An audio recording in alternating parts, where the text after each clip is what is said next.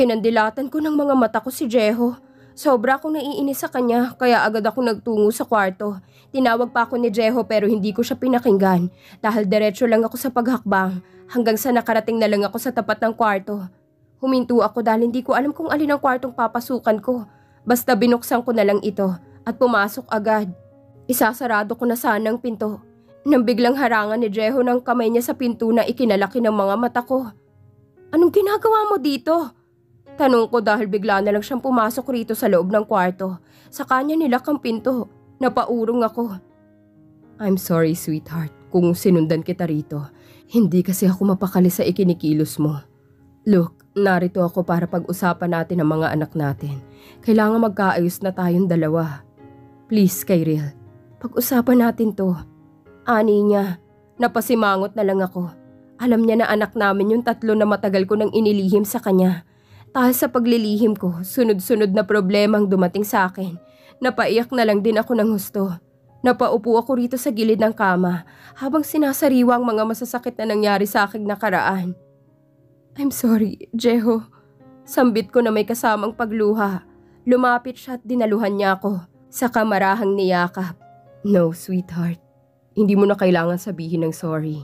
Pareho lang tayong may kasalanan. Hindi pa huli ang lahat. Narito na tayong dalawa para sa mga anak natin. Gusto kong ayusin na natin ito ngayon. Huwag ka na lang magreklamo, sweetheart. At huwag mo akong iiwasan, okay? Kung ayaw mong matali sa kama." Naikinalaki ng mga mata ko. "Anong kamang sinasabi mo dyan?" Naikinangisi ni Jeho. "Ang tagal ko kaya nag-antay at nagtiis, sweetheart. Ilang taon na din akong tigang kaya humanda ka na lang mamaya." Ani niya. Nakurot ko tuloy siya sa tagiliran niya. Pinandilatan ko siya ng mga mata ko. "Hoy, nagkakamali ka ata ng bilang ha? 1 taon lang, Jeho." Giit ko sabay nguso ko. "Huwag kang ngumuso riyan. Tukain ko yan." Ani niya na may kasamang pagngingisi kaya ako napatakip sa aking bibig. "Lubayan mo nga ako, Jeho." Sigaw ko. Tatayo na sana ako para layuan siya. Pero mas mabilis sa mga paghahawak niya sa bewang ko na siyang ikinahiga namin dalawa sa kama. Hindi ko nabalanse ang katawan ko sa pagpupumiglas ko sa kanya. Kaya ang ending ay sa kamang bagsak namin dalawa. Magkaharap kaming dalawa habang nakatitig ang aming mga mata. "Anong balak mo?" Seryosong tanong ko. Ayoko na rin magpakipot pa dahil gusto ko naman maging masaya ang ending namin ni Jeho. Gusto ko na rin siyang makasama. Kung hihingin niya sa akin ang matagal ko nang inaantay. "Marami akong balak, sweetheart. Pero secret ko na din yun. Gusto kong sorpresahin kapag dating ng araw na yun.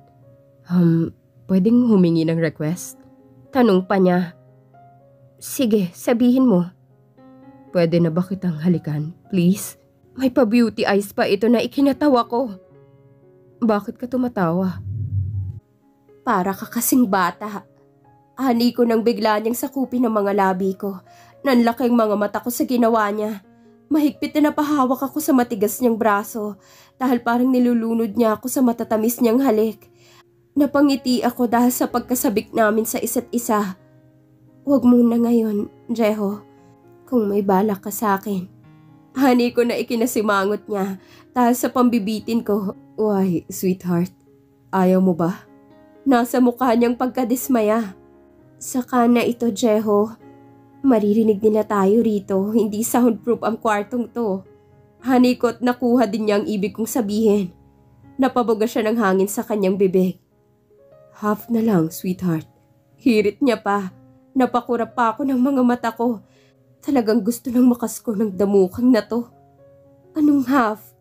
Napasilip tuloy ako sa sinabi niya. Medyo naguluhan ako. "Kahit kalahating katawan mo lang muna, sweetheart." Natampal ko na lang ang aking noo dahil sa katigangan ni Jeho.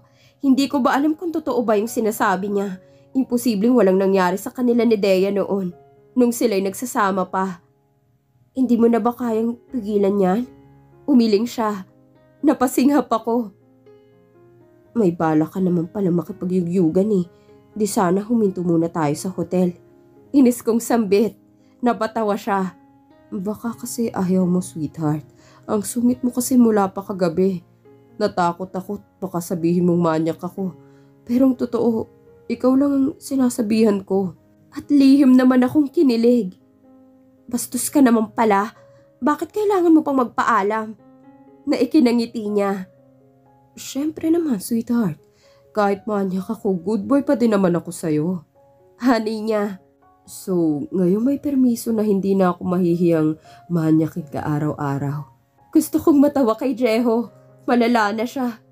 Hindi ko napigilan ang mapaungol. Napatakip na lang ako sa aking bibig.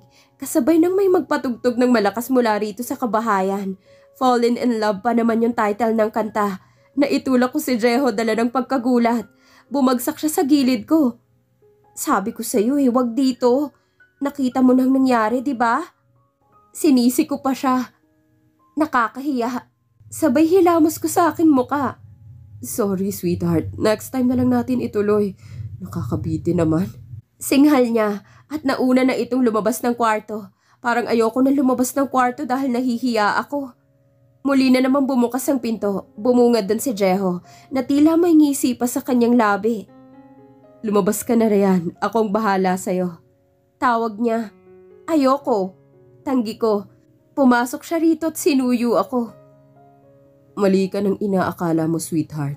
Naglalaro daw ang mga bata kaya hindi sinasadyang ma-play ni Johan ng karaoke sa ibaba. Ano? Okay na? Hindi pa din ako makontento sa sinabi niya pero kinakabahan pa din ako at baka narinig nilang pag-ungol ko. Sabay na bumaba kami ni Jeho para samahan ang mga anak namin. Ang saya-saya nila. Nakangiti kong sambit nang makita ko silang tatlo na naglalaro. Oo, at kulang pa ang mga yan. Dahil madadagdagan pa sila ng 5. Soon. Naikinangang ako. Seryoso ba talaga siya sa sinasabi niya? Kami lang ni Jehong narito, nag-uusap dahil lumabas na sila Itay, kasama ang kapatid kong babae. Alam mo, ang galing-galing kong gumawa. Sabay irap ko ng mga mata ko sa kanya. Siyempre, sweetheart. Magaling talaga akong gumawa. 3 na nga sila Remember, sweetheart. Tigang ako, kaya wag ka na lang magreklamo. Ikinasingkit ng mga mata kong sinabi niya. Tila pinagpawisan pa ako sa sinabi niya. Animal talaga tong Jeho na to. Sa loob-loob ko, para mauubusan ako ng lakas ngayon pa lang sa sinabi niya. Nakakapanghina tuloy ng tuhod. Mama! Daddy! Tawag ng mga kambal. Picture po tayo! Hani ng mga ito. May hawak si Johan na iPad. Sure. Sagot ng kanilang daddy. Kinuha ni Jeho si baby third sa crib. Nasa gitna naman namin ng 2 kambal. Sweetheart, smile. Hani niya. Ngumiti naman ako sa nakatutok na front camera ng iPad. One more shot, daddy. More. Hani ni Johara. Tabi naman daw sila ng kanyang daddy. Agad naman na pinindot ni Jeho ang button at nag-click ito ng 3 beses. Nagpalitan ulit kami ng pwesto. Ako naman ngayon ang katabi ni Jeho. Karga ko naman ngayon si baby. Pero ang isang kamay ni Jeho ay naglakbay na naman. Pinilit kong ngumiti kahit pakiramdam ko'y nahuhubaran ako sa paghaplos niya sa aking likod.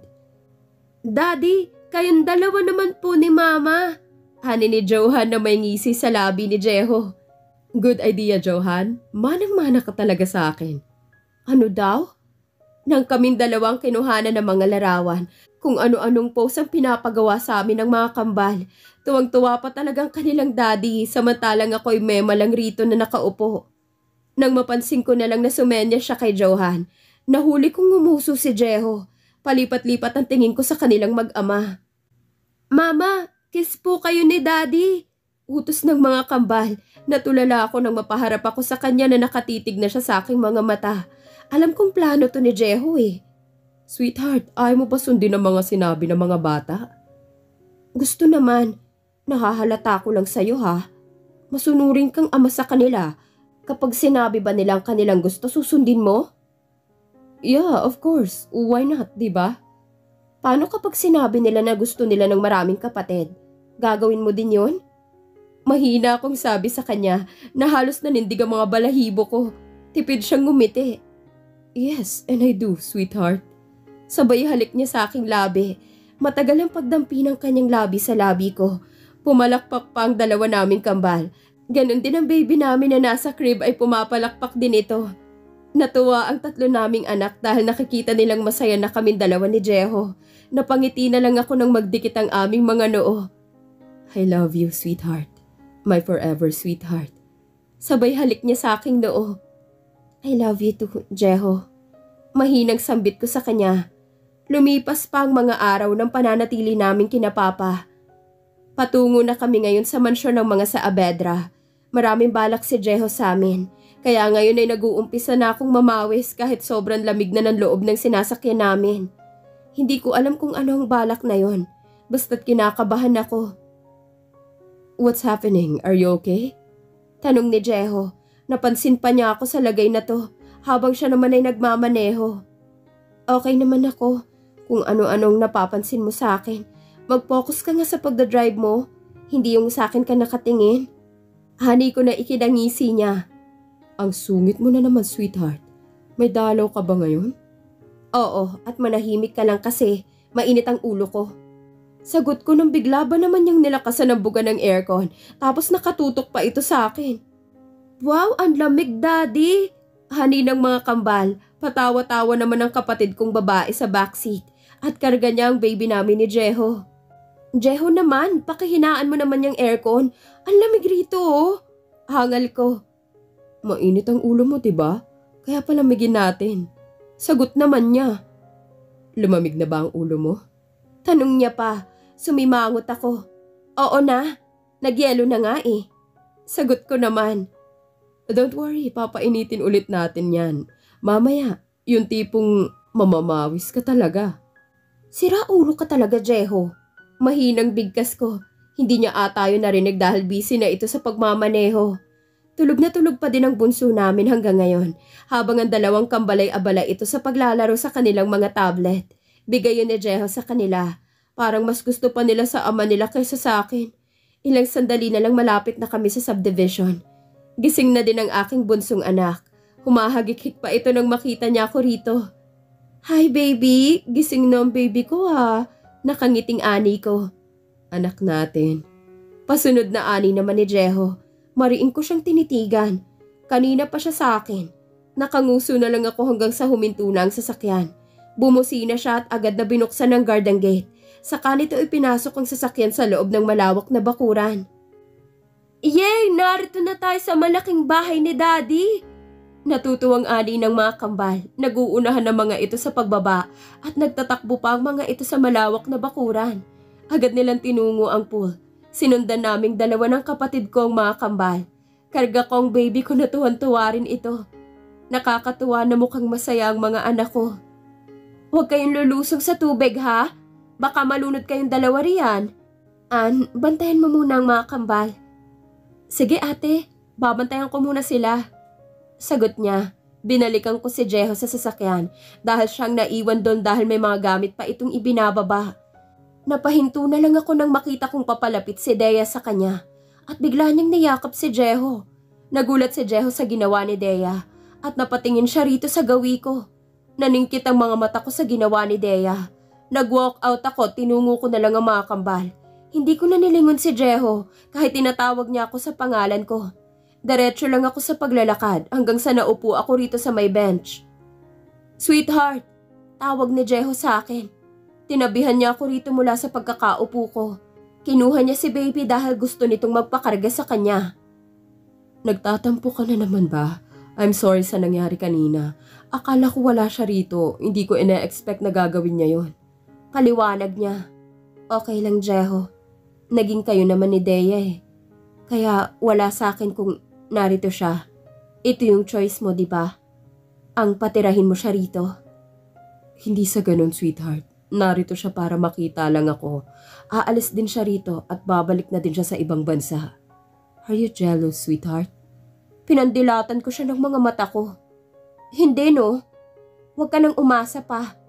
Pagtataray ko. Talaga lang ha, na hindi ka magsiselos? Don't worry, ikaw lang ang mahal ko. Mahal na mahal kita. Malambing niyang sabi. Ann, tawag ni Jeho. Lumapit si Ann sa amin at pinakarga ni Jeho ang baby dito. Now let's see kung magmamatigas ka pa. Pananakot niya pa na may ngisi sa kanyang labi. Nang bigla niya akong binuhat na parang isang sako ng bigas. Ibaba mo ko, Jeho, ano ba? Hiyaw ko at dumiretso ito sa loob ng mansyon. Ibaba mo na ako, please. Pagmamakaawa ko at papaakyat na kami ng hagdan.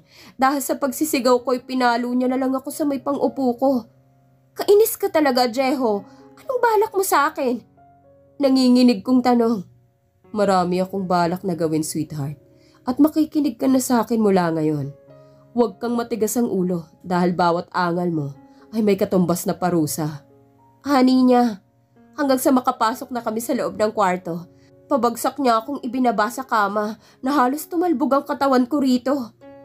Now tell me, mahal mo ba ako ha, sweetheart? Hindi ka makakalabas rito sa loob ng kwarto hanggat hindi mo sinasagot ang tanong ko. Mananatili ka rito sa loob. Honey niya, napasimangot ako't mukhang seryoso itong si Jeho ngayon. Paano ang mga anak mo kapag hinanap nila ako? Tanong ko, hindi ka nila hahanapin. Sasabihin kong pagod ka. Honey niya, talagang nag-umpisa na itong maghubad ng damit at pantalon niya. Kinabahan ako't napaurong sa headboard ng kama. Anong ginagawa mo, Jeho? Tanong ko na may kasamang pagkaba sa aking dibdib. Naguhubad? Ano pa nga ba? Honey niya, halos naka-boxer short na lang ito. Nilapitan niya ako. Hoy, Jeho, magulos dili ka. Maaga pa para gawin mong mga binabalak mo. Diyos ko naman, ayoko pa namang makakita ngayon ng halimaw na ulo. Honey ko na ikinatawa niya. Anong halimaw na ulo ang pinagsasabi mo? Magpapalit lang ako ng damit, sweetheart. Magbihis ka na din. At may mapagkain na nakahain na sa mesa. By the way, bago tayo lumabas, sabihin mo muna ang magic word. Nangunot ang noo ko. Anong magic word? Hindi ka makakalabas rito sa kwarto hanggat hindi mo sinasabi ang magic word. Ang OA mo naman ngayon. Ano bang nakain mo't nagkakaganyan ka? Honey ko. Bahagyang nilapitan ko siya. Do you wanna know why? Ha, sweetheart? Niyakap niya ako't kinulong sa mga bisig niya. Ano nga? Bahagyang pinagilid niya ang aking buhok sa kabilang side. Saka niya ako hinalikan sa aking leeg. Saglit lang yun nang maramdaman niya ang pagkurot ko sa tagiliran niya. Nakakain kasi ako ng maraming tahong kanina, kaya ganito ako sa'yo. Malakas ko siyang pinalo sa kanyang braso na ikinatawa niya. Hanggang ngayon ay tahong pa rin ang paborito mo. Ano bang mas gusto mo? Ang tahong ko o yung kay De? Hindi ko na naituloy pa ang sabihin yon. Baka nakakain na rin ito ng ibang tahong. Napasimangot ako. Sweetheart, natahimik ka. Don't worry, dahil ang tahong mo pa rin ang pinaka-original at pinakamasarap na tahong na nakain ko. Honey niya, nanindig ang mga balahibo ko sa sinabi niya. Talagang proud ka pa talaga sa tahong ko, no? Siyempre, magpupunlaban naman ako dyan kung hindi. Napangiti naman ako sa sinabi niya at pinipigilan na huwag matawa. Oh, see? Tama ako. Pagmamayabang pa niya. Oo na, I love you na. Na ikinangiti niya. Pwede na ba tayong lumabas at baka hinahanap na tayo ng mga bata? Okay, mamayang gabi, sweetheart. Bulong nito na ikinaigtad ko dahil sa marahan niyang pagkagat sa aking tenga. Lumabas din kami agad ni Jeho at nagtungo na sa dining area.